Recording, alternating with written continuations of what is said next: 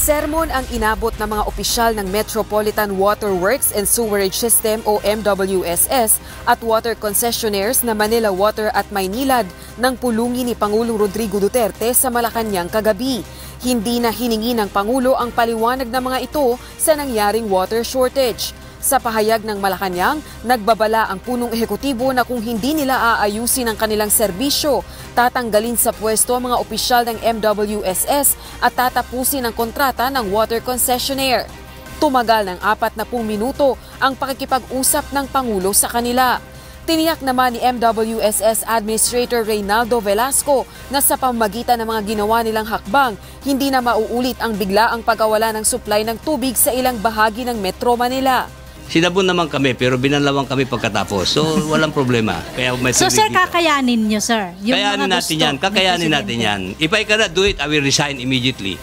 Samantala, aminado si Velasco na nakatulong ang direktiba ng punong ehekutibo noon pang nakalipas na linggo upang mapabilis ang pagresolba sa water outage sa Metro Manila E-Zone. Itinanggi naman ng opisyal na artificial o gawa-gawa lamang ang water shortage na nangyari nitong nakalipas na linggo upang depensahan ang konstruksyon ng New Centennial Water Source Kaliwa Dam Project. Hindi sila pwedeng magmuro-muro sa amin. Pag muro-muro, insult of our intelligence. Hindi sila pwedeng magmuro-muro yan. We are on the ground, we are on top of the situation. Hindi pwedeng mag-aarte-arte yung mga concessionaire na yan. Samantala, inaasahan naman ng MWSS na maibabalik na sa normal ang supply ng tubig sa Metro Manila bago matapos ang buwan, liban na sa iilang barangay na nasa matataas na lugar. Kung yung mga barangay na medyo mahirap kasi mataas, mahirap iakyat yung pressure. But that's not a problem because we have 156 fleet of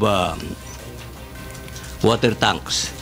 Ayon naman sa Manila Water, nakatutok sila sa paggawa ng paraan upang maibalik sa normal ang supply ng tubig sa mga apektadong lugar.